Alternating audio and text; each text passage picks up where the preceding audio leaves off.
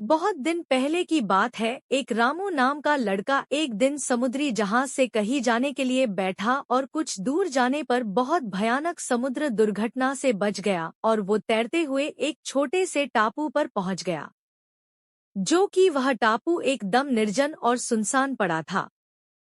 और वो सुनसान टापू को देख बहुत रोया। फिर उसने आसमान की ओर देख उसने भगवान से शिकायत की, अगर मुझे ऐसे ही निर्जन और सुनसान टापू पे भेजना था तो मुझे बचाया ही क्यों? उसी जहाज में मार देते तो अच्छा ही होता। फिर वो थक हार कर अब वो अपनी जिंदगी बचाने के लिए संघर्ष करने लगा। उसने जैसे तैसे अपने रहने के लिए वह की सूखे घास से अपने लिए एक घास की झोपड़ी बनाई और उस झोपड़ी में खुशी खुशी रहने लगा। और वो हर दिन ईश्वर से प्रार्थना करता कि उसे यहाँ सुनसान टापू से बचा ले और घर पहुंचा दे। फिर एक सुबह वो अपने लिए जंगल में खाना ढूंढने गया।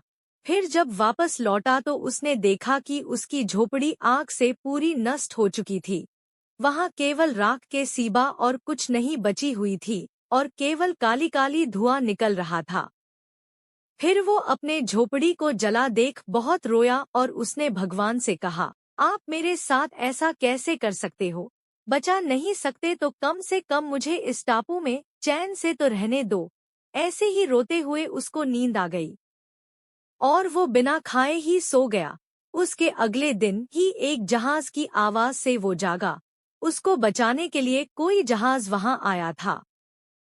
उसने जहाज वाले के पास जाकर पूछा, तुम्हें कैसे पता चला कि कोई यहाँ पर है?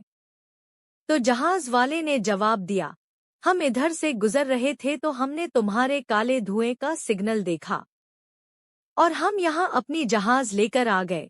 और इस तरह से रामू खुशी खुशी अपने घर चला गया।